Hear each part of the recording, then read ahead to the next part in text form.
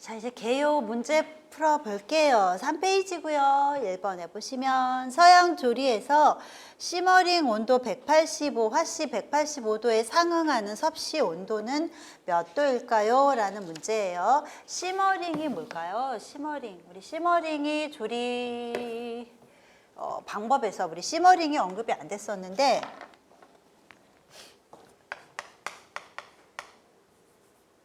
시머링이라는 방법이 있어요. 또 포우칭이라는 방법이 있고 물을 이용하는 거는 똑같아요. 물을 이용하는 건 똑같은데 펄펄 끓는 물이 아니라 시머링은 한 90도 정도 내외 되는 온도가 시머링 온도고요. 포우칭 온도는 이거보다 조금 낮아요. 65도 내지 82도씨 정도 되는 온도에서 조리하는 게 포우칭이에요. 그러니까 물은 물인데 끓는 물이 아니라 좀 낮은 온도죠. 시머링 상태로 조리하는 게 대표적인 게 곰국. 우리 뭉근하게 끓인다라는 표현을 하는 거. 그게 시머링이에요. 스톡 같은 것도 마찬가지고요. 그 다음에 포우칭 하면 되게 낮은 온도예요. 여기서 하는 게 뭐냐면 수란 아시죠? 계란 국자에다가 계란 풀어서 국자 이렇게 집어넣어가지고 익히는 거. 온도가 굉장히 높아서 대류가 활발하면 그 계란 다 이렇게 풀어지잖아요. 그러니까 굉장히 낮은 온도에서 조리하는 게 포우칭이에요. 그래서 수란이라거나 아니면 우리 샤브샤브 같은 것도 펄펄 끓는 물 아니라 약간 낮은 온도에서 조리해요. 이런 게 포우칭이죠. 저 두 가지도 참고로 알아두시고요. 자, 1번 문제에서 뭘 묻고 있나 하면 시머링 온도가 185, 화씨로 185도예요. 섭씨로 바꿔라 라는 얘기죠. 우리 하나만 외우자 그랬어요. 섭씨 하면 9분의 5 화씨 빼기 32. 요거만 외우자 그랬죠. 그래서 대입을 하시면 돼요. 9분의 5 그리고 화씨 몇 도? 185 빼기 32. 요거 계산을 하시면 돼요. 해보시면 아마 85도 나올 거예요. 우리 시험에서 나오는 계산 문제는 비교적 간단한 숫자로 약분이 된다라거나 계산이 되는 문제들이 나오니까 너무 이 계산에 대한 어떤 두려움 같은 건 없으셨으면 좋겠고 계산을 잘못한다거나 이런 문제는 아마 발생하지 않을 거예요. 간단한 계산들이라서. 그리고 숫자 자체도 딱딱 떨어지게 나오는 거라서. 자, 여기서는 3번이에요. 85도. 2번에 영양소 손실을 최소한으로 줄이기 위한 조리 방법으로 옳은 거. 생선은 토막 내서 씻는다. 보통 과일이나 채소에다가 적용시키기는 하는데 씻기 전에 자르지 말고 씻은 다음에 자르라는 얘기를 앞에서 했었어요. 통째로 씻은 다음에 자르라고. 그래서 생선 같은 경우에는 이제 겉에 보통 그 겉에 점질 물질이 많아서 거기 비린내 성분이나 미생물 같은 게 많기 때문에 겉을 잘 씻어낸 다음에 자르는 것도 방법이겠죠. 육류는 삶아서 조리하는 것이 좋다. 육류는 삶아서 조리한다. 보통 육류는 뭐 끓는 물에 삶아라 이런 얘기해요. 그러니까 고기만 먹을 경우에는 그래야 안에 있는 수용성 성분이 안 나와서 그러니까 그 정도로만 알아주세요. 끓는 물에 육류는 끓는 물에 삶는다. 그래야 빨리 겉이 응고가 돼서 안에 있는 영양소나 맛성분이 안 빠진다. 그렇게 기억하시고 만약에 국물까지 먹을 거면은 찬물에 넣고 삶죠. 근데 국물 먹을 거 아니면 뜨거운 물에 넣고 삶아요. 3번에 시금치 데칠 때 중조를 약간 넣는 이유는 파란색 유지하려고 시금치의 그 초록색을 유지하려고 중조를 넣는 경우가 있는데 중조는 알칼리예요. 그래서 알칼리에 굉장히 파괴가 잘 되는 비타민 B 같은 것들은 굉장히 쉽게 파괴가 되죠. 그래서 비타민 파괴가 있을 수 있어요. 중조를 넣으면. 4번에 마른 표고버섯 불려낸 물을 찌개에 이용한다. 불릴 때 표고버섯에서 어떤 영양소, 수용성 영양소들 빠져나올 수 있어요. 그래서 그 국물을 이용해서 조리를 한다. 영양소 손실을 최소화하는 방법 맞아요. 그래서 4번이 맞죠. 5번 튀김의 질감을 좋기 위해서 중조 넣는다. 아까 중조 넣으면 비타민 파괴된다 그랬어요. 3번 다음 조리 방법 중에서 티아민 손실이 가장 많은 거. 그래서 굉장히 열에 약한 파괴가 잘 되는 수용성 성분 중에서도 이 티아민 손실이 가장 많은 거 찾으시면 4번에 삶는 거죠. 그러니까 다른 거에 비해서 조리 시간이 굉장히 길어요. 삶는 게. 그래서 삶는 게 가장 손실이 크다라고 볼 수 있죠. 4번 조리의 목적으로 옳은 것은 식품의 기호성이 어떻게 돼요? 증가하죠. 우리가 조리 목적 중에 하나가 기호성 증가 있었어요. 두 번째, 영양가가 향상된다. 영양소 자체는 파괴가 되니까 손실이 있으니까 영양가가 향상되는 건 아니에요. 그러니까 영양가는 감소해요. 손실이 일어나서. 근데 우리가 흡수하고 이용하기는 더 좋다. 그래서 효용성이 증가한다라는 얘기는 했었죠. 가열 조작에 의해서만 이루어진다. 비가열 조리법도 있어요. 그리고 식품의 영양적 효용성 증가한다. 4번이 맞죠.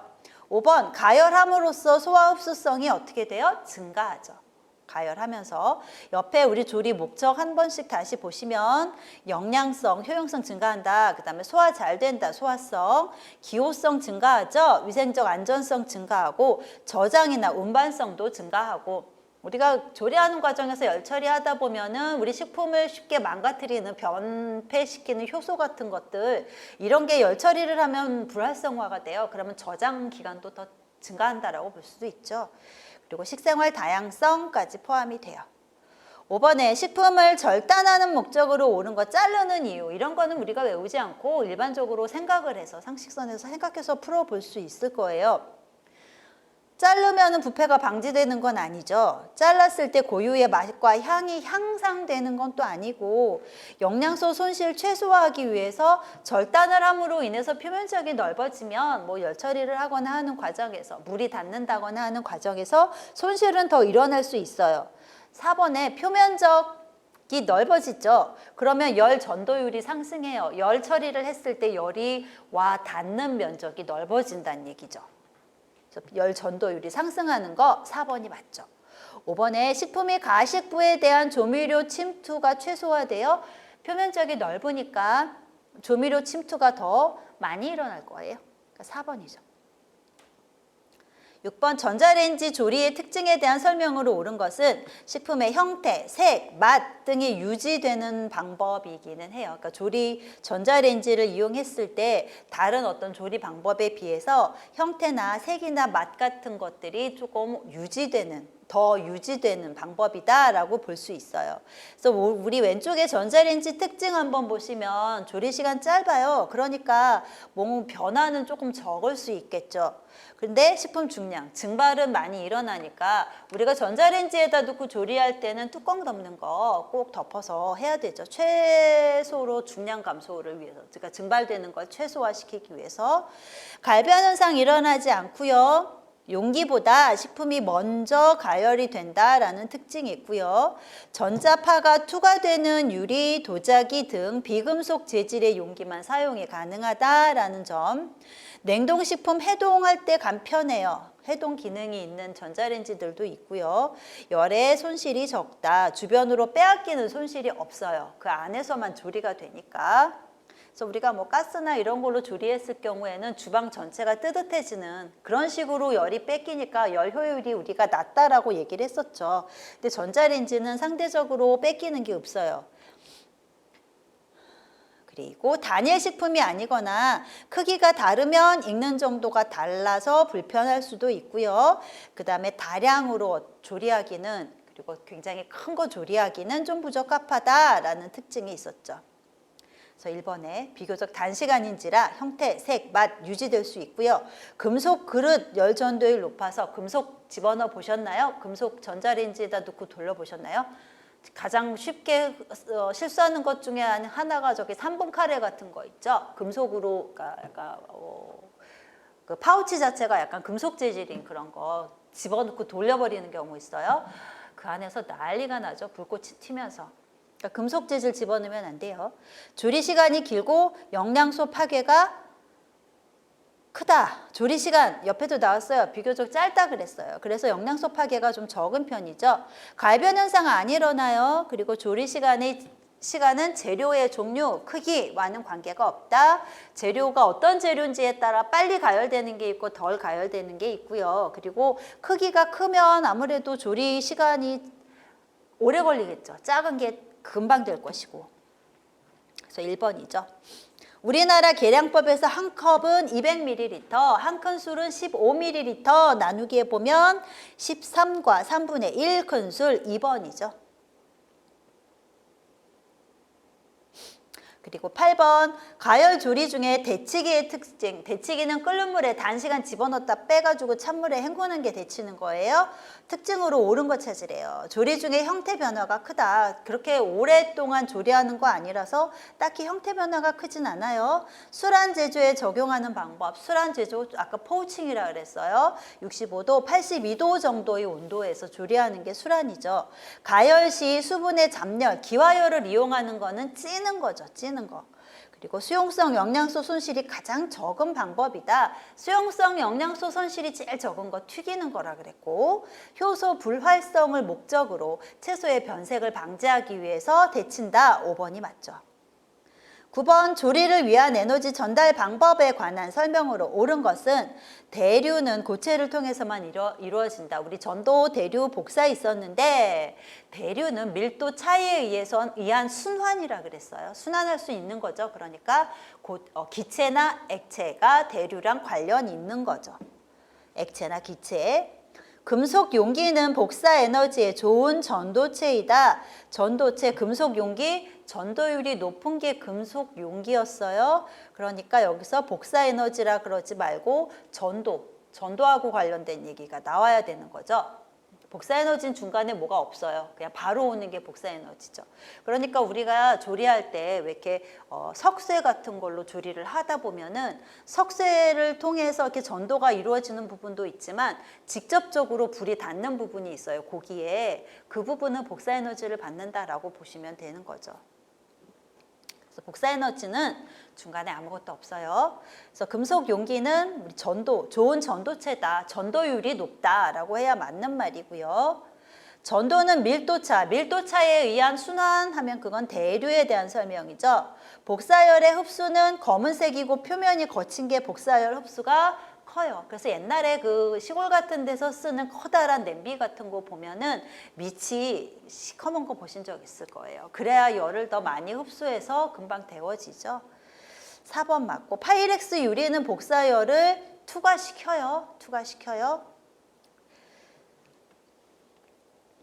10번 다음 중 전자레인지에서 사용할 수 있는 용기 금속이 없는 거면 돼요. 범랑냄비 뭔지 아시죠? 금속인데 겉에다가 유약 발라놓은 게 범랑냄비예요. 그러니까 약간 하얀색 나는 냄비 있어요. 그게 범랑인데 그 재질 자체에 금속이에요. 그래서 그거 쓰면 안 되고 도자기가 전자레인지에 들어갈 수 있죠. 2번이 맞죠? 금속 커피잔, 스티로폼 용기, 스테인레스 스틸 같은 것들 들어가면 안 되겠죠. 스테인레스 스틸 금속이고 스티로폼도 들어가면은 뭐 안 되겠죠. 내열성이 아니라서. 11번 신선한 식품의 선택 방법으로 옳은 것은 신선한 식품, 난류 같은 거는 난백, 난황계수가 낮은 것. 난황계수, 난백계수는 우리 계란의 신선도를 평가할 때 사용하는 평가 방법이에요. 그래서 난황계수, 난백계수 계산하는 방법은 똑같죠. 지름분의 높이.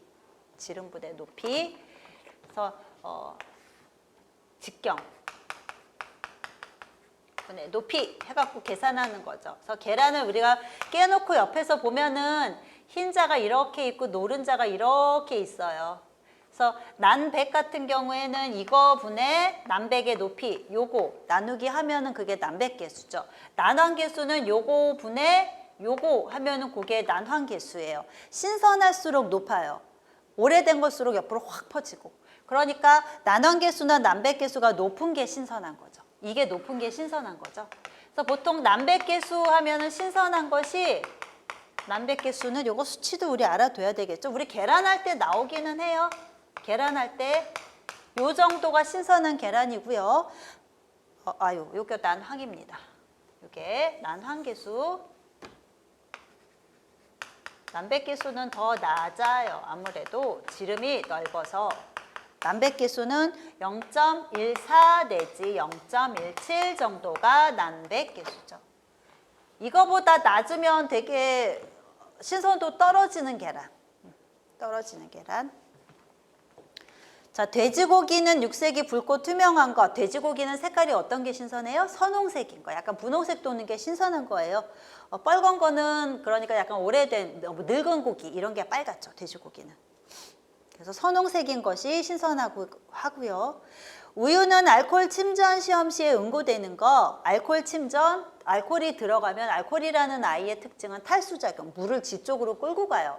그래서 만약에 우유에다가 알코올을 집어넣으면 수분이 알코올 쪽으로 이동을 하다 보면은 단백질들끼리 응고가 될 수 있어요. 그런데 오래된 우유일수록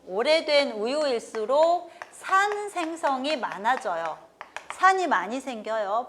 발효가 됐다라고 생각을 하시면 되겠죠. 미생물에 의한 산이 많이 생겨요. 그러다 보면은 우리 뒤에 가서 공부하겠지만 단백질이 등전점에 가까워져요.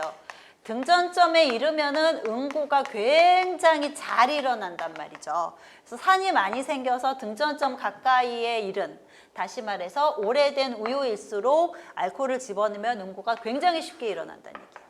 그래서 알코올 침전 시에 응고되는 거 우유 이거 신선한 거 아니라 오래된 우유예요. 쌀은 광택이 있고 투명하면서 단단한 게 좋은 거 4번이 맞죠. 그리고 5번에 생선은 안구가 투명하면서 그리고 약간 튀어나와 있는 게 좋은 거고요. 한 가지 더 얘기해 볼까요? 양파. 양파는 껍질이 잘 벗겨지는 게 좋은 건가요? 잘 안 벗겨지는 게 신선한 건가요? 잘 안 벗겨지는 게 신선한 거예요. 잘 안 벗겨지는 거. 12번. 조리 후의 현상과 그 원인의 관계가 바르게 연결된 것. 도넛에 기름 흡수율이 많았다. 뭐 튀겼는데 기름을 많이 먹었다라는 얘기는 튀길 때 온도가 낮았다는 얘기예요. 낮은 온도에서 튀기면 기름 많이 먹어요. 오이 소박이 색이 누렇게 변했다. 이거는 그 초록색 클로로필, 초록색 색소가 산에 의해서 누렇게 변한 거예요. 익으면서 미생물에 의해 젖산이 생긴 거죠. 그래서 누렇게 변하는 거 2번이 맞아요. 생선 구이가 석쇠에 잘 떨어지지 않는다. 석쇠를 달고 왔기 때문에 달구면 안 떨어져요. 아니, 잘 떨어져요. 그게 열 응착성이라고 얘기하는데 생선 같은 거 구울 때 충분히 달구거나 아니면 기름칠을 조금 해서 구워야 이 생선이 이 석쇠에 늘러붙지 않고 잘 떨어져요. 장조림이 질기고 잘 찢어지지 않는다, 단단하다라는 얘기는 우리 장조림은 익혀가지고 간장을 넣어야 돼요. 근데 처음부터 간장을 넣게 되면 삼투압에 의해서 굉장히 단단한 장조림이 돼요. 돌덩이처럼, 심하면 돌덩이처럼 돼요. 그러니까 질기다, 잘 안 찢어진다, 이거 처음부터 간장 넣어서 그래요. 그러니까 익은 다음에 찔러서 고기가 익었다 싶으면 그때 간장을 넣어야 되는 거죠. 돼지고기 편육이 누린내가 난다. 고기를 삶은 후에 생강을 넣기 때문에 생강의 탈취작용, 생강이 누린내를 없애는 작용을 보고 싶으면 생강을 언제 넣어야 되나 하면 고기가 익은 다음에 넣어야 돼요. 고기에 있는 단백질이 생강의 탈취작용을 방해해요. 그래서 단백질을 응고, 변성시킨 다음에 그 다음에 넣어야만 생강이 제대로 탈취작용을 할 수 있어요. 그래서 삶은 후에 생강을 넣었다. 그러면 편육의 누린내가 안 나야 되는 거예요. 그래서 맞는 거 2번이죠. 이거는 각각 우리 뭐 육류나 어류나 이런 데 가서 도넛의 사례 같은 경우에는 유지에 가서 우리가 공부할 부분이에요. 지금 이렇게 살짝 봤다 생각하시면 되고요. 13번 조미료 침투 속도를 고려할 때 사용 순서가 옳은 거, 분자량 고려하라 그랬죠.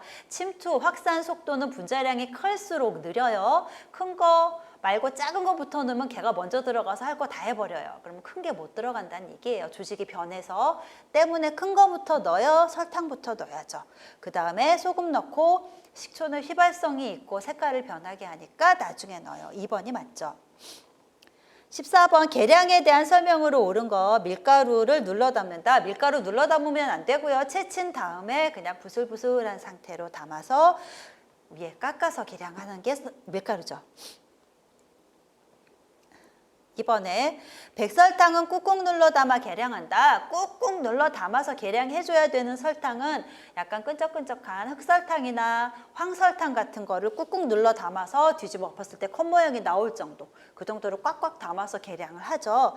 백설탕은 그냥 3번 보기에 있는 것처럼 가볍게 흔들어서 담아서 계량해요. 마가린은 녹이지 말고 실온에 놔둬서 말랑말랑해졌을 때 그 계량컵에다 꽉꽉 담아가지고 계량한다 그랬고, 꿀같이 점성이 높은 액체는 할편 계량컵, 용량별로 나눠져 있는 계량컵을 이용하는 게 적당해요. 그래서 5번이 맞죠. 15번 다음 중 복합식 가열 조리에 해당하는 거 건열, 습열 다 쓰는 거는 브레이징하고 스튜잉하고 두 가지였어요. 그래서 찾으시면 4번이죠. 옆에 보기에 있는 것처럼 우리나라 한식 조리 중에 복합 조리가 완자탕이다 나오죠. 고기를 한번 그 완자를 빚어서 고기를 한번 굽죠. 건열 조리. 그 다음에 물에 넣고 끓이죠. 습열 조리. 그래서 그게 복합 조리예요. 완자탕이. 16번 조리 시 삼투압과 관련된 설명으로 옳은 것은 삼투압이라 하면 농도차가 적어야 탈수 현상이 많다. 농도차가 클수록 물이 많이 이동을 할 거예요. 농도차가 클수록 탈수 현상이 많다라고 해야 맞고요. 조미료는 분자량이 적은 것부터 큰 것부터 넣으라 그랬어요. 느릿느릿 가는 애부터 넣어주고 그 다음에 빨리 가는 애 넣어줘야 둘이 속도가 맞는다라고 했어요. 3번 채소를 소금에 절일 때 수분이 나오는 현상 삼투 3번이 맞죠. 4번에 저농도 용액에서 콩을 불리면 쪼그라든다. 콩이 쪼그라들었다는 얘기는 콩 안에 있던 물이 밖으로 빠져나왔다는 얘기죠. 그렇게 물이 빠져나온다는 얘기는 바깥에 뭔가 농도가 더 높았다는 얘기예요. 그러니까 고농도에다가 넣었을 때 물이 빠져서 쪼그라들죠. 저농도에다 넣으면 물이 안으로 들어가서 빵빵해질 것이고, 그래서 4번은 고농도라고 해야 맞아요. 5번 생선은 반토막으로 되어 분자가 커도 통과는 쉽다. 생선 반토막으로 되어 있어서 분자 큰 거는 통과가 안 되죠. 반토막은 분자 큰 거 통과 안 시켜요. 작은 것만 통과시켜요. 그래서 물만 보통 이동을 한다라고 했죠. 또 그런 생각하죠. 분자량이 작은 게 이동한다고요. 그러니까 물 분자가 이동을 하네요. 그러면 이런 애들은 왜 이동을 못하나요? 라는 생각할 수 있어요. 이런 애들. 그쵸? 소금을 넣어서 소금 물에 넣으면 이렇게 나눠져요. 이렇게 조그만 애도 있는데 왜 얘만 이동하고 얘는 이동을 못할까요? 라는 생각을 하실까 봐. 나트륨 같이 저렇게 플러스 마이너스 띄는 애들은 물속에 넣으면 어떻게 되게요? 수화돼요. 수화. 플러스죠? 마이너스인 물이 이렇게, 요건 살짝 마이너스예요. 여기 살짝 플러스. 이런 식으로 둘러싸요. 이렇게 물 분자가 둘러싸요. 그래서 나트륨이 커져요. 그렇게 생각하시면 돼요. 17번 조리 시 일어나는 변화로 옳은 것은 식품의 갈변은 모두 효소적 갈변이다. 비효소적 갈변도 있고 효소적 갈변도 있죠. 2번 튀김은 영양소 손실이 가장 작다 그랬어요. 단시간 조리이기 때문에 영양소 손실이 작아요. 칼슘은 열에 쉽게 파괴됨으로 주의해야 한다. 칼슘과 같은 무기질은 열에 의해서 파괴되지 않아요. 열에 의한 그런 변화는 별로 없어요. 무기질은. 비타민C가 많은 과일을 자르면 변색이 쉽다. 과일 중에서도 비타민C 많은 과일, 오렌지나 레몬 같은 거는 갈변이 잘 안 일어나요. 갈변 반응은 우리 뒤에 가서 공부하겠지만 얘 산화 반응이에요. 산화. 그러니까 산화 효소에 의한 산화적인 반응이란 말이죠. 근데 비타민C가 많아요. 비타민C의 기능 중에 뭐 있었나요? 항산화 기능이 있었어요. 산화를 막는 그런 작용이 있어요. 그래서 비타민C가 많으면 이런 산화에 의한 갈변이 일어나지가 않는 거죠. 얘가 산화를 막으니까. 그래서 비타민C가 많은 과일을 자르면 변색이 잘 안 일어나요. 과일과 채소의 조리 시 수용성 성분 손실이 된다. 맞죠? 조리할 때 과일이나 채소에 들어있는 수용성 성분 손실 생길 수 있어요. 5번이 맞아요. 18번 상압에서 찔 때의 특징. 찌는 도중에 조미할 수 있다? 없어요. 찌다가 중간에 뚜껑을 못 연다 그랬죠. 수용성 성분의 손실이 많다? 비교적 적어요. 물에다 풍덩 담그는 게 아니기 때문에 상대적으로 끓이거나 이러는 것보다는 수용성 영양소의 손실은 적어요. 3번 유동성 식품은 용기에 넣어도 찔 수 없다. 용기에 넣어서 계란찜 하잖아요. 그죠? 유동성 성분 용기에 넣어서 찔 수 있어요.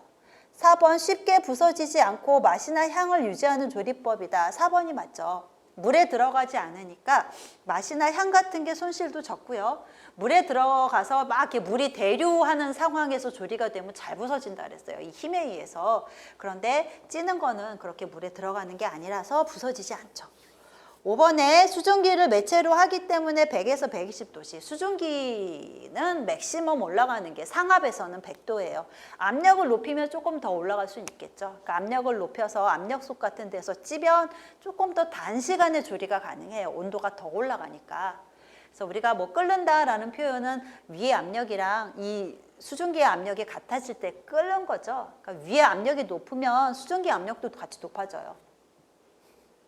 그래서 압력솥에서는 조금 더 높은 온도로 가열이 되지만 상압에서는 맥시멈 올라가야 100도예요. 19번 냉동된 식품이 해동에 대한 설명으로 옳은 거. 냉장 해동이 가장 이상적인 해동 방법이다. 1번이 맞죠. 그래서 냉장실에다 두고 해동을 하면 천천히 해동을 했을 경우에 수분이 제자리를 찾아갈 수 있는 시간도 벌어질 뿐만 아니라 냉장고 안에서는 미생물의 번식이 실온보다는 굉장히 느려요. 그래서 위생적으로도 안전한 거죠. 이번에 수중 해동은 공기 해동보다 시간이 빨라요. 물이 열 전도가 더 빠르다 그랬어요. 공기보다 물이 열 전도가 빠르기 때문에 수중 해동하면은 시간은 조금 더 단축이 될 수 있어요. 실온 해동은 냉장 해동보다 육조직 변화가 적어서 맛이 좋다. 실온 해동하면은 냉장보다는 빠른 속도로 해동이 돼요. 그러다 보니까 물 분자가 제자리를 잘 못 찾아가요. 그래서 육조직 변화도 크고 드립도 많고 빠지는 물도 많고. 해동 시 분리되는 수화수, 유출되는 물은 대부분 단백질과 수소 결합으로 재결합된다. 재결합 안 되죠. 그냥 빠져나온다는 얘기예요. 그래서 최대한 이게 많이 빠져나오지 않도록 냉장 해동 천천히 해주는 게 답이다라고 했어요. 그래서 일단 동결을 시키게 되면 단백질이 동결에 의한 변성이 일어났고 그러면은 물이랑의 어떤 친화성, 보수성 같은 것들은 떨어진다라고 했어요. 그래서 실질적으로 얼렸다가 녹이면 물이 그렇게 빠져나오는 거죠. 전자레인지를 이용한 해동은 빠르고 간편하고 아무래도 속도가 좀 빠르다 보니까 맛의 변화 같은 거는 조금 없는 편이에요. 그래서 여기서 1번이 맞죠. 그래서 가장 이상적인 해동 방법 5도 내지 7도 정도의 냉장 온도에서 해동하는 것이 가장 이상적인 방법이에요. 자, 이래서 1챕터 끝났고요. 이제 2챕터 넘어가서 수분 보도록 할게요. 자, 이제 두 번째 챕터 시작할게요. 수분 두 번째 챕터예요. 식품 중에 수분의 존재 상태, 수분 활성, 등온 흡습 곡선, 탈습 곡선, 그리고 수분 활성도와 식품의 안전성에 대한 거 살펴보려고 해요. 여기서 수분은 우리 영양학에서의 수분은 뭐 몸에 뭐 얼만큼 들어있고 뭐 어떻게 구성이 되고 이런 것들에 대한 얘기였지만 요거는 식품 자체에서의 수분을 보시면 되는 거죠. 그래서 구조부터 해서 식품이 어떤 상태로 이제 존재하는지 그리고 수분 활성이라고 해서 수분을 평가하는 새로운 개념이에요. 그 개념에 대한 것도 살펴볼 거예요. 네. 자, 그래서 식품 중에 수분의 존재 상태 볼게요. 자유수가 있고 결합수가 있고 식품의 존재 상태는 두 가지로 존재를 합니다. 그래서 자유수, 유리수라고도 하고 말 그대로 자유로운 상태의 물이에요. 반면에 결합수 그러면 어디 결합이 되어 있다는 얘기죠. 그러니까 결합이 되어 있지 않은 상태의 물, 우리가 흔히 생각하는 그 물이 이 자유수예요. 0도씨에서 얼고요. 100도씨에서 끓어요. 비중은 보통 4도씨에서 가장 크고요. 일반적인 물의 비중 4도씨에서 제일 커요.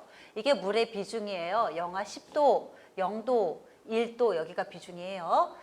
그 다음에 2도, 3도, 4도가 딱 1이죠. 비중 1. 그리고 이 4도를 기점으로 해서 위나 아래에서는 비중이 떨어져요. 그래서 비중이 보통 이렇게 올라가다가 4도씨에서 찍어주시고 그 다음에 다시 떨어져요. 그러니까 비중이 4도씨에서 가장 높아요. 가장.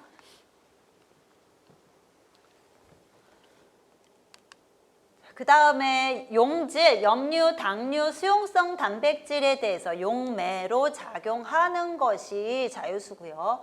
그러니까 뭔가 녹일 수 있는, 쉽게 얘기해서 녹일 수 있는 물이 용매고 건조하면은 제거가 되고요. 건조시키면 날아간다는 얘기죠. 미생물 번식에 이용이 될 수 있고 화학 반응에 관여하는 물이 자유수, 유리수라고 하는 물이에요. 반면에 결합수, 다른 말로 수화수에 어디 결합이 되어 있나 하면 구성성분, 식품에 있는 구성성분, 탄수화물, 단백질 이런 애들이랑 결합이 되어 있는 물이 결합수예요. 보통의 물보다 밀도가 커요. 왜 밀도가 클까요? 어디 결합이 되어 있어요. 결합이 되어 있으니까 얘는 이동이 자유롭지 않아요. 그러니까 자유수 같은 경우에는 이동이 자유로우니까 좀 막 이렇게 움직인다는 얘기인데 얘는 움직이지 못하고 한 곳에 딱 고정이 되어 있어요. 그러니까 움직이는 애들에 비해서 밀도가 높게 오밀조밀하게 들어있을 수밖에 없는 거죠. 그러니까 차지하는 부피 자체 기준으로 보시면 돼요. 그래서 밀도는 우리 부피분의 질량분의 부피죠. 아니요, 부피분의 질량이죠. 부피분의 질량이죠. 그래서 자유수 같은 경우에는 이동이 자유롭다 보니까 부피가 조금 커요. 그래서 밀도가 좀 낮죠. 근데 얘는 이동이 안 돼요. 부피가 좀 작아요. 그래서 밀도가 상대적으로 커요. 그래서 보통의 물보다 결합수가 밀도가 크다라고 할 수 있고요. 0도씨에서도 동결되지 않고요. 100도씨가 넘어도 증발하지 않는 물이 자유수예요. 식품을 건조하거나 압착하거나 쥐어짜거나 해도 나오지 않는 물이 결합수죠. 그러니까 모양만 물이지 우리가 일반적으로 생각하는 물이 아닌 거죠. 얘는 미생물 번식, 포자, 발화 이런 데 이용이 안 돼요. 수증기 압이 낮아요. 수증기 압 그러면 수증기가 돼서 만들어내는 압력이에요. 수증기가 되기가 힘들다는 얘기, 건조도 안 된다 그랬죠. 결합이 되어 있으니 수증기가 될 수 있는 그런 능력도 없다는 얘기예요. 그래서 수증기 압도 일반적인 물에 비해서 낮아요. 그게 결합수죠. 결합수의 특징, 자유수의 특징 찾으세요. 이런 문제 있어요. 우리 쉽게 찾을 수 있을 거예요. 우리가 일반적으로 생각하는 물 자유수예요. 그래서 뭐 용매도 되고 미생물이 이용도 하고 어떻게 보면은 식품을 저장하고 보관할 때 뭐 우리가 염두에 두어야 되는 물은 결합수보다는 자유수인 거죠. 그러니까 저장할 때 가장 문제가 되는 것이 미생물이라서. 자, 그래서 이 수분의 어떤 자유도 이런 거를 감안을 해서 나온 개념이 수분 활성이라는 개념이에요. 그러니까 일반적으로 우리가 식품에 있는 물을 나타내는 방법이 퍼센트 수분 함량을 의미할 때가 있는데 식품을 이렇게 실온에다가 그냥 방치를 하게 되면 주변 습도에 따라 이 아이의 수분 함량의 퍼센트가 달라져요. 그러니까 똑같은 식품인데 장마철에 놔두면 걔 퍼센트 올라가죠. 건조한 겨울에 놔두면 퍼센트 떨어져요. 그러니까 주변 환경에 이 퍼센트라는 건 영향을 받으니까 이 주변 환경, 다시 말해 상대 습도까지 감안한 개념으로 표현을 해버리자. 변하지 않는 물의 양을 나타내보자 라고 해서 제시한 것이 수분 활성이에요. 그러니까 얘는 상대적으로 표현한 거예요. 뭐랑 비교해서 순수한 물이랑. 순수한 물이랑 비교해서 상대적으로 표현한 것이 수분 활성도. 그래서 임의의 온도에서 식품이 나타내는 수증기 압에 대한 그 온도에서 순수한 물의 수증기 압이에요. 순수한 물의 수증기 압. 순수한 물의 수증기 압이 분모예요. 그 다음에 식품이 나타내는 수증기 압. 이렇게 표현하는 거죠. 우리 수증기 압 하면 뭘 얘기하나 하면 이렇게 보시는 것처럼 수증기가 돼서 만들어내는 압력이에요. 물이 이렇게 있어요. 순수한 물. 그러면 여기 올라가고 싶은 만큼 수증기가 이렇게 올라갈 거예요. 그래서 여기 수증기가 가득 차게 되면 얘가 압력을 나타낼 거란 얘기죠. 요 압력이 수증기 압이에요. 그러니까 순수한 물의 경우에는 올라가고 싶은 애들 다 올라가요. 근데 식품의 경우에는 식품 중에 일부 물이 어떤 성분이랑 결합이 되어 있어요. 얘는 수증기가 될 수 없다 그랬죠. 상대적으로 결합수가 존재하면 다 못 올라가요. 얘에 비해서 덜 올라간다는 얘기예요. 수증기가 될 수 있는 양이 적다는 얘기예요. 그래서 순수한 물의 수증기와 밀폐된 공간에서 증발량이 많아요. 그냥 다 프리한 상태의 물이니까 올라갈 수 있을 만큼, 꽉 채울 수 있을 만큼 수증기가 꽉 찰 수 있을 만큼 올라가요. 반면에 용질이 존재하면 이렇게 용질과 결합된 물이 있기 때문에 같은 양의 물이지만 올라갈 수 있는 물의 양이 적어져요. 결합되어 있는 애는 잡혀 있어요. 못 올라가요. 그래서 결합수가 존재하면, 다시 말해 용질이 존재하면 올라갈 수 있는 수증기의 양도 적어진다는 얘기죠. 그러니까 수증기가 나타내는 압력이 확실히 이쪽이 적어지겠죠. 그러니까 수분활성도 순수한 물의 수증기압분에 식품의 수증기압은 결합수가 존재하고 잡혀있는 물이 있고 수증기가 될 수 있는 양이 얘보다 적으니까 이 수분활성의 개념은 항상 1보다 어때요? 작아요. 1보다 작아요.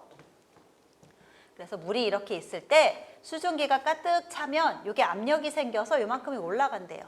이게 수증기압인 거죠. 자, 그래서 순수한 물의 수증기압분에 식품의 수증기압 한 게 수분활성이고요. 요거 이제 계산을 이런 식으로도 해요. 물의 몰수 더하기 용질의 몰수 분의 물의 몰수 이렇게 계산해요. 그러니까 용질이 많이 녹아져 있으면 있을수록 분모가 어떻게 돼요? 커져요. 그럼 숫자는 어떻게 될까요? 전체적으로 작아지겠죠. 그러니까 용질의 농도가 높으면 높을수록 수분활성도는 점점 작아진다라는 거죠. 순수한 물의 수분활성도는 1이고 식품의 경우에는 수분활성도가 보통 1보다 작아요. 그러니까 뭐든 간에 일단 물과 결합할 수 있는 용질이 녹아져 있으면 걔는 순수한 물보다는 수증기압이 작아질 수밖에 없죠. 육류나 채소나 생선 같은 거는 수분활성도가 보통 0.98에서 99 정도 되고요. 곡류, 얘 되게 건조한 식품이죠. 0.6에서 0.64 정도 되고요. 중간수분 식품이라 그래서 0.65나 0.85 정도에 해당하는 아이가 중간수분 식품이에요.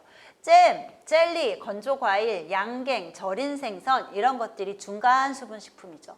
이렇게 곡류처럼 수분이 그렇게 적지도 않고 육류나 생선처럼 그렇게 많지도 않은 게 중간 수분활성 식품이죠. 요 정도 된 게 어떤 특징이 있을까요? 곡류처럼 딱딱하진 않아요.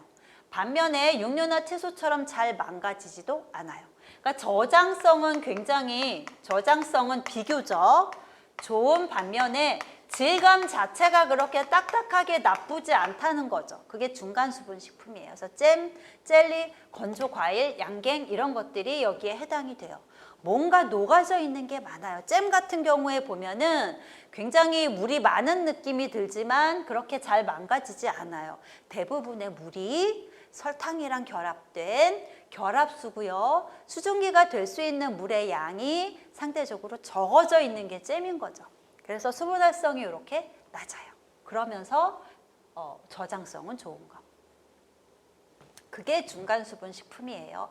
그래서 중간 수분 식품을 만들려면은 이제 뭔가를 첨가를 해주면 돼요. 이렇게 소금을 넣어주든, 이렇게 설탕을 넣어주든. 그래서 저장성 높이고 질감 괜찮게 유지시키는 그런 방법이 있는 거죠. 자, 상대 습도는 수분활성도 곱하기 100이에요. 상대 습도랑 수분활성도랑 무슨 관련이 있을까요? 개념이 같아서 그래요. 개념이. 상대 습도라는 말이 뭐냐면 우리 공기 중에 수증기가 꽉 찼을 때 대비 현재 수증기가 얼만큼 있는지가 상대 습도예요. 마찬가지예요. 수분활성도 순수한 물이 있어서 수증기가 꽉 찼을 때 대비 그 식품의 수증기압인 거죠. 그러니까 개념이 두 개가 비슷해요. 그래서 여기다가 곱하기 100한 것이 결국에는 상대 습도다라고 표현하는 거예요. 개념이 비슷한 게 아니라 개념이 같아요. 같은 개념. 그래서 상대적으로 수분활성도도 상대적으로 나타낸 거예요. 순수한 물이랑 비교해서 그 식품의 어떤 수분 정도를. 세균의 최저 수분활성도 0.91 정도, 효모는 0.88 이상에서 성장하고 곰팡이는 0.80 이상에서 성장해요. 제일 수분을 많이 필요로 하는 게 세균, 그 다음이 효모, 그 다음이 곰팡이. 요거는 다 아실 거예요. 우리 건조한 식품에도 피는 게 곰팡이에요. 저 잼 같은 데도 피는 게 곰팡이에요. 물이 제일 없어도 잘 사는 게 곰팡이에요. 우리는 여기까지는 너무너무 기본적으로 잘하니까 여기다 추가를 할 거예요. 내건성 곰팡이 있죠. 그러니까 건조에 강한 건조에 대한 내성이 있는 곰팡이가 그 다음이에요. 얘는 얼만큼 있어도 살아요? 0.65까지도 살아요. 얘 0.80이었죠? 얘 0.88이고요. 얘가 0.91, 어떤 책 보면 0.90이라고도 나와요. 이 정도 수치에 우리 연연하지 않죠? 그 다음에 내건성 곰팡이 다음에 물이 더 적어도 살 수 있는 게 내삼투압성 효모예요. 삼투압에 내성이 있는 거죠. 내삼투압성 효모. 얘는 얼만큼 있어도 살아요? 0.60까지도 살아요. 얘가 제일 물이 없어도 살아요. 내삼투압성 효모. 그래서 순서 여기까지 알아두세요. 세균, 효모, 곰팡이, 내건성 곰팡이, 내삼투압성 효모까지. 그 다음에 우리 이제 곡선 볼 거예요. 수분활성에 대한 개념 봤어요. 수분활성에 대한 개념 봤고요. 이제 곡선을 하나 그려요. 어떤 온도에서 대기의 상대 습도 혹은 수분활성 개념이 같다 그랬어요. 요 상대 습도랑 식품의 평형 수분 함량과의 관계를 나타낸 곡선이에요. 주변의 상대 습도를 막 올려가면서 더 이상 수분의 함량이 변하지 않는 게 몇 %인가를 측정을 한 거죠. 그래서 그림을 그려요. 여기를 수분 활성도 혹은 상대 습도로 놔요. 상대 습도로 이해를 하시면 조금 더 쉬우실 거예요. 주변의 습도를 막 올려요. 주변의 습도를 올리면서 이 식품이 가지고 있는 수분 함량을 측정하는 거예요. 더 이상 수분 함량이 변하지 않는 게 몇 %냐. 그러니까 상대 습도가 이만큼일 때 수분이 몇 %인지 측정하고 상대 습도가 이만큼일 때 수분이 몇 %인지 측정을 해서 그림을 그리는 거예요. 이렇게. 그래서 습도를 올려가면서 그림 한번 그려주시고 습도를 낮춰가면서 그림을 한번 그려주시고 그래서 그려보니 이런 그림이 나오더라. 요게 등온 흡습, 요건 흡습이죠. 흡습, 그러니까 습도를 막 올려서 식품에다 습도를 막 증가시켜가면서 그린 곡선, 습도를 제거하면서 수분을 좀 빼가면서 그린 곡선, 이게 탈습 곡선이에요. 위가 탈습, 위에가 탈습, 파란 게 탈습, 밑에 있는 게 흡습. 곡선을 그렸어요. 그려봤더니 두 개가 일치하지 않아요. 딱 겹쳐지지 않죠. 같은 수분 활성인데도 불구하고 흡습일 때랑 탈습일 때랑 곡선 자체가 일치하지 않아요. 요거를 이력현상이라고 얘기해요. 이력현상. 그래서 습도를 막 증가시키면서 그림 그려보고 습도를 막 낮춰가면서 그림을 그려봤더니 일치하지 않아요. 요걸 이력현상이라 그러고요. 어떤 게 높아요? 탈습이 높아요. 탈습이 위에 거예요. 탈습이 위에 거예요. 탈습이 위에 거 기억하세요. 탈습이 위에 거. 밑에가 흡습이에요. 자, 그래서 그림 그렸더니 역 S자형, S가 아니라 이렇게 S를 뒤집어 놓은 것 같은 역 S자형 곡선이 나오더라. 그래서 요거를 등온 흡습, 탈습 곡선이라고 하죠. 그래서 이런 그림 나오고요. 자, 이렇게 그림을 그려가면서 우리가 이제 영역을 나눴어요. 1영역, 2영역, 3영역. 그러니까 이 수분 활성도에 따라서 영역, 수분이 얼만큼 들어있는지를 영역으로 이렇게 나눠서 1영역, 2영역, 3영역 나눴어요. 구분. 그래서 1영역은 아까 보신 것처럼 가장 안쪽이에요. 수분이 굉장히 적은 상태, 수분 활성도가 되게 낮은 상태. 그 다음에 2영역이 중간쯤이고 3영역이 그 이상이에요. 보시면 1영역이 단분자층 영역이라고 표시하는 영역이 1영역이에요. 단분자층 영역.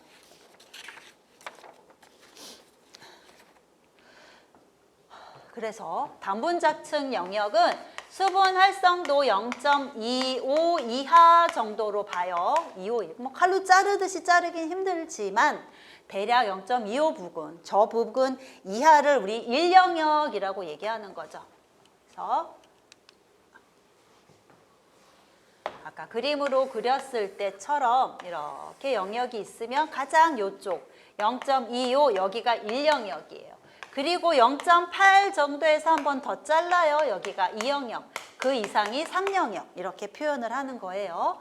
그래서 1영역은 가장 수분 함량이 적은 단분자층을 형성해가는 영역이다 라고 표현을 해요.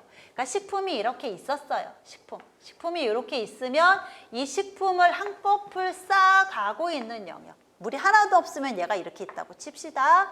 그러면 물 분자가 이렇게 하나씩 채워나가고 있는 중인 것이 이 영역이에요. 여기. 이렇게 채워나가고 있는 거. 그래서 1영역이 돼서 물을 완전히 다 채웠다. 거기가 한 여기쯤 돼요.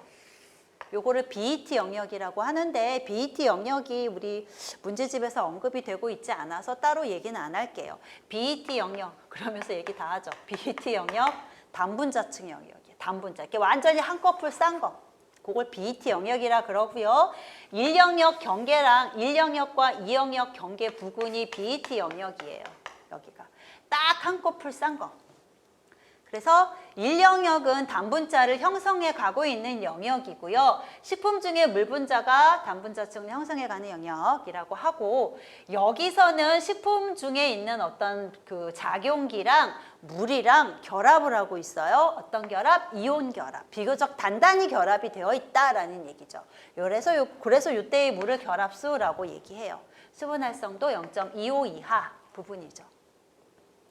자, 그 다음에 한꺼풀 싸면은 이제 그 위로 물이 계속 이제 추가가 될 거예요. 이렇게 단분자층 영역을 형성한 다음에 이 물 영역 위로 물 분자가 한꺼풀 더 쌓여가는 거죠. 괜히 지웠네요. 이렇게 물 분자가 이렇게 한꺼풀을 싸고 있으면 이게 BET 영역을 지나서 그 다음에 이 영역으로 갈 때는 물이 이 위에 이렇게 추가가 돼요. 그래서 물과 용질 사이의 결합이 이루어지는 단계가 다분자층. 이 영역이죠. B 영역이라고도 하고, 다분자층에서는 보시는 것처럼 물 분자가 다분자층을 형성하고 있어요. 식품이 있으면 물이 한꺼풀 싸고 그 위에 물이 더 쌓여가는 영역. 물과 용질 사이에 무슨 결합? 여기는 수소 결합이. 아까 1영역은 무슨 결합? 이온 결합이었죠. 여기는 수소 결합이에요. 건조식품의 안전성이 제일 큰 영역, 건조식품의 안정성이 제일 큰 영역이 이 영역이에요. 저거는 이따가 화학 반응 얘기하면서 얘기할게요. 건조식품일 때는 요 상태, 요 정도의 물을 가지고 있을 때가 가장 안정하다라는 거. 여기는 준결합수예요. 수소 결합하고 있고 준결합수라고 표현을 해요. 그래서 물과 물 위에 이렇게 물이 한꺼풀 더 쌓여가고 있는 단계. 그리고 이게 물이 아니라 용질일 수도 있어요. 근데 수소 결합이죠. 결합 자체가. 아까 1영역은 이온 결합이었고 0.25, 0.80 사이가 2영역이에요. 그 다음에 3영역은 0.80 이상이에요. 모세관의 응축 영역이라 그래서 그냥 물이 막 자유롭게 이렇게 서리는 모세관이 있으면 거기 수분이 빨려 들어가서 그 안에서 물이 그냥 자연스럽게 이렇게 서리는 영역이라고 얘기해요. 다공질 구조나 모세관에 수분이 자유롭게 서리는 부분.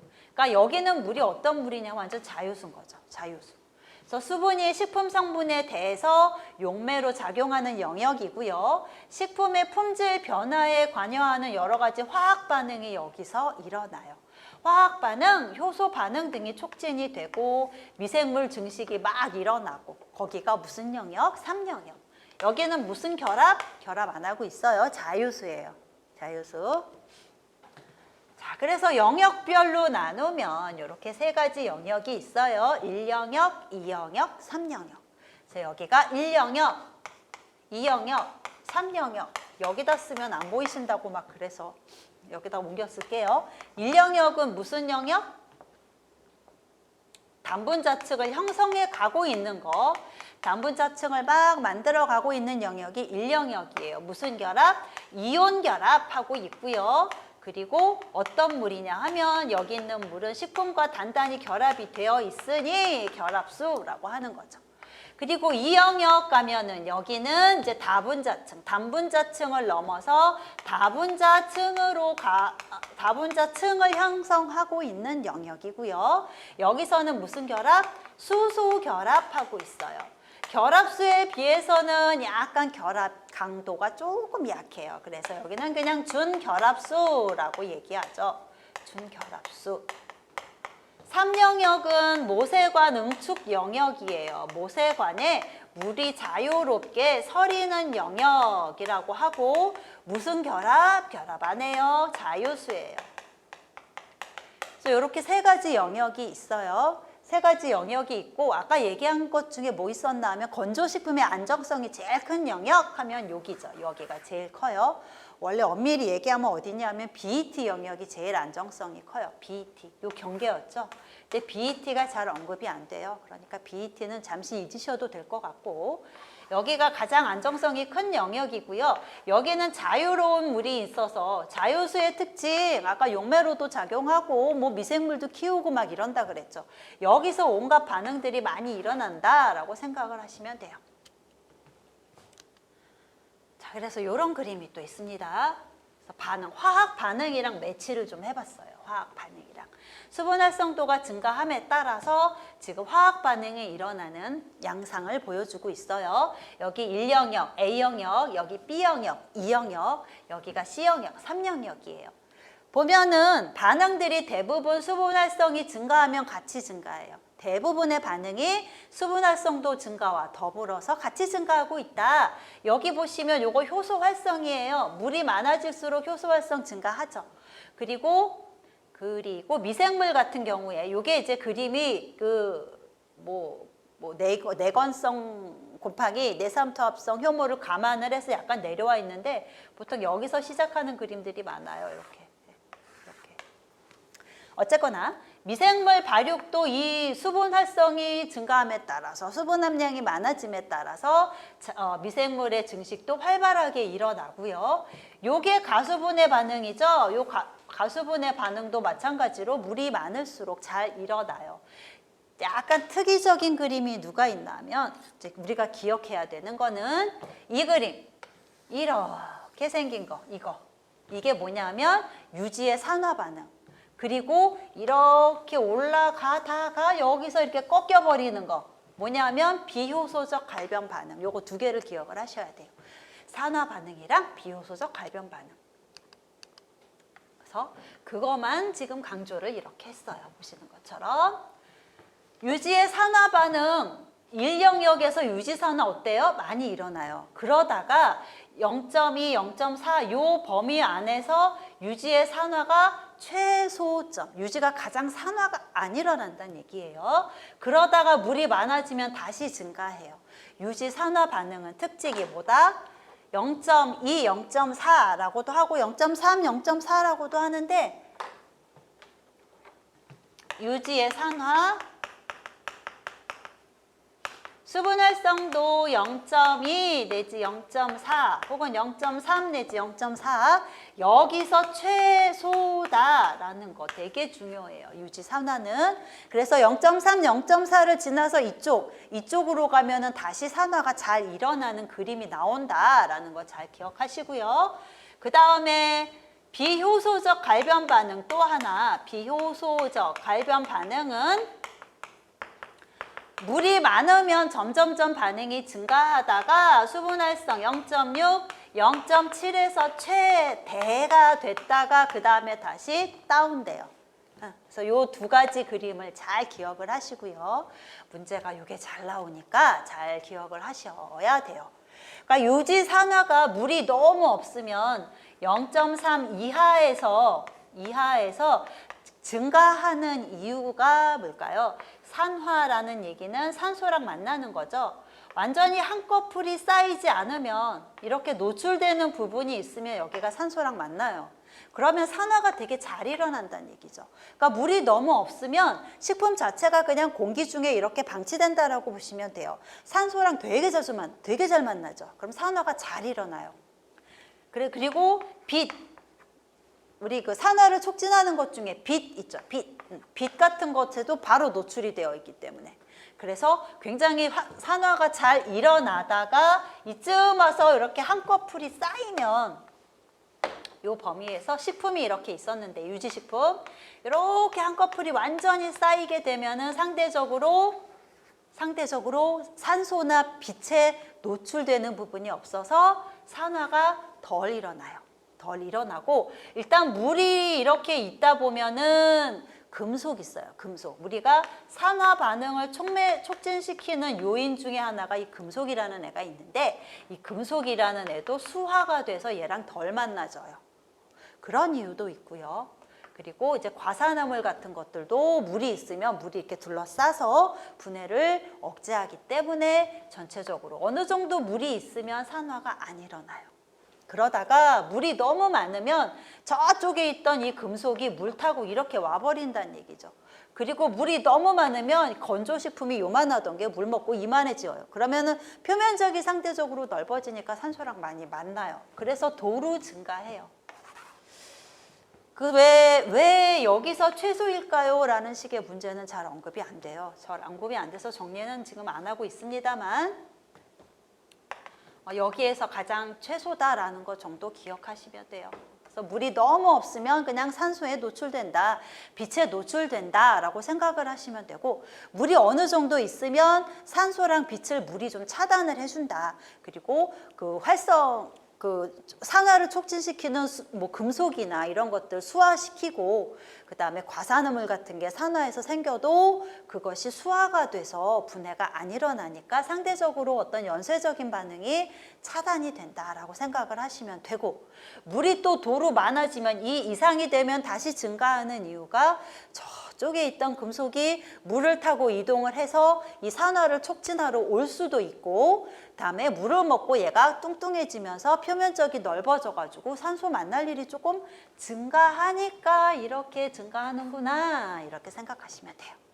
그리고 효소적, 비효소적 갈변 반응 같은 경우에는 비효소적 갈변 반응이 일어나려면 반응물들이 만나야 되는데 물이 너무 없으면 반응물이 만날 수가 없어요. 물이 얘네들을 이동시켜주는 역할을 하는데 너무 멀리 있으면 못 만나니까 잘 안 일어나다가 물이 있으면 어느 정도 잘 만나서 수분활성도 0.6, 0.7에서 굉장히 반응이 잘 일어나요.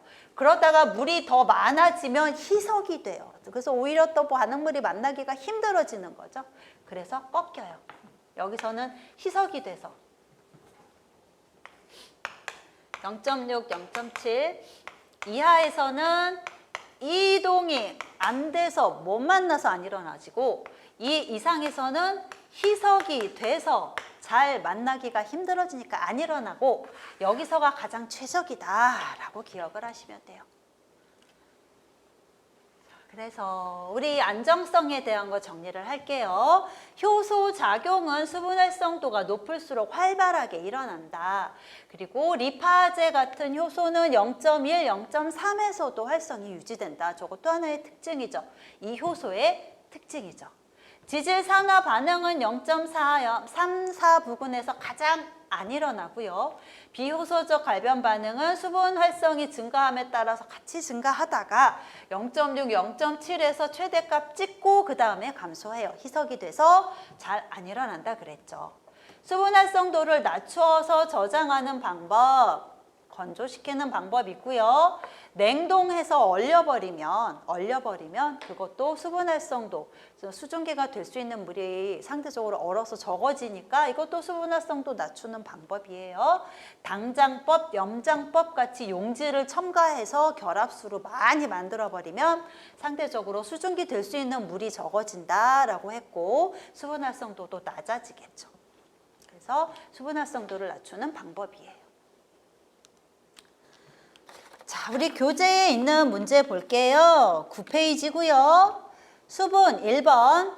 결합수의 설명으로 옳은 것은 보통의 물보다 밀도가 어떻다 그랬죠? 크다 그랬어요. 부피분의 질량. 얘네들은 움직이지 않아서 부피가 작다 그랬죠. 그래서 밀도가 상대적으로 높아진다라고 했고 0도시에서 동결 안 돼요. 수증기 압이 보통의 물보다 낮죠. 수증기가 될 수 있는 물이 상대적으로 많이 잡혀 있어요. 용질에. 그렇기 때문에 수증기 압은 보통의 물보다 낮다. 3번이 맞죠. 흡습, 탈습에 의해서 변동이 되는 물들은 보통 자유수예요. 흡습, 탈습, 수증기 돼서 날아갔다, 증발됐다라는 얘기예요. 증발될 수 있는 물은 자유수인 거죠. 압착이나 건조에 의해서 제거되는 물, 자유수예요. 그래서 흡습, 탈습에 의해서 변동되는 물, 자유수, 압착이나 건조에 의해서 제거되는 물도 자유수. 2번, 성장에 필요한 수분 활성도가 가장 낮은 거. 우리가 세균이 제일 많이 필요했고, 그 다음이 효모, 그 다음이 곰팡이, 그 다음에 내건성 곰팡이, 그 다음에 마지막이 내삼투압성 효모라고 했죠. 그래서 찾으시면 5번이에요. 그래서 내삼투압성 효모 0.6까지도 산다라고 했고요. 이 내삼투압성 효모들이 뭐 이제 뭐 간장이나 뭐 이런 식품에 막 존재하고 그러죠. 3번, 식품의 수분 활성도에 대한 설명으로 옳은 것은 개념 찾는 거예요. 수분 활성에 대한 개념. 찾아보시면 5번이죠. 임의 온도에서 식품이 나타내는 수증기 압과 그 온도에서의 순수한 물의 수증기 압의 비. 5번이죠. 5번. 4번, 식품의 수분 활성과 안정성에 대한 설명으로 옳은 것. 수분 활성과 효소의 작용은 어때요? 비례했죠. 수분 활성이 높아질수록 효소의 작용도 같이 증가했었어요. 비례하고요. 곰팡이 생육 최저 수분 활성은 얼마예요? 곰팡이, 일반적인 곰팡이 0.8이었어요.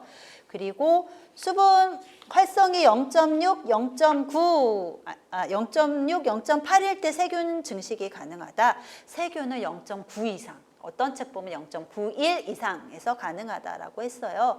굉장히 물을 많이 필요로 하는 것이 세균이죠. 4번에 유지의 산화는 수분 활성 0.3, 0.4에서 가장 안 일어난다 그랬어요. 가장 떨어져 있었어요. 그래서 0.3, 0.4에서 제일 안 일어나고요. 5번 비효소적 갈변 반응은 수분 활성 0.6, 0.7에서 제일 잘 일어나고 양쪽으로 이렇게 꺾여서 내려갔어요. 그래서 5번이 맞죠. 5번 생선을 염장할 때 탈수 작용에 의한 결합수의 양은 결합수, 탈수 작용을 한다라는 얘기는 탈수가 된다라는 얘기는 자유수를 의미하죠. 그래서 염장을 해서 자유수를 제거하면 상대적으로 결합수 어떻게 될까요? 상대적으로 결합수의 비율, 양은 증가한다라고 보면 되죠. 간단한 문제예요. 2번이죠. 그러니까 염장에서 탈수 작용을 했어요. 탈수가 돼서 빠져나오는 물. 그런 건 자유수예요. 자유수의 특성이고 그렇기 때문에 자유수를 제거했으니 결합수의 양은 증가한다. 2번 증가한다라고 보시면 돼요. 6번 전분이나 단백질 분자에 흡착되어 있는 물의 형태. 전분이나 단백질에 결합되어 있는 물 묻는 거예요. 결합수 3번이죠. 그래서 뭐 이온 결합 내지는 수소 결합 등에 의해서 전분이나 단백질과 결합이 되어 있어요. 7번 수분 활성에 대한 설명으로 옳은 것은 건조한 과일의 수분 활성은 0.72에서 0.80 옆에 쪽 설명에도 나와 있어요. 건조 과일 0.72, 0.80이에요. 건조한 과일, 말린 과일 같은 거 있죠. 그런 것들은 아까 중간 수분 식품이라 그랬어요. 중간 수분 식품. 중간 수분 식품에 뭐 있었죠? 잼, 젤리, 말린 과일, 양갱 같은 거, 그다음에 절인 생선이 다 여기 들어 있었어요. 대략적으로 여기 수분 활성도가 0.65에서 0.85 정도가 해당이 돼요. 그러니까 건조 과일도 이 한 어디쯤이겠죠? 0.2, 0.3은 아니고. 2번 수분 활성도는 용질의 몰수가 높을수록 어때요? 낮아졌죠. 우리 수분 활성도 계산할 때 물의 몰수 더하기 용질의 몰수 분의 물의 몰수였어요. 용질이 많아지면 많아질수록 분모가 커지니까 숫자 자체 작아진다라고 했어요. 그래서 용질의 몰수가 높을수록 낫다라고 해야죠.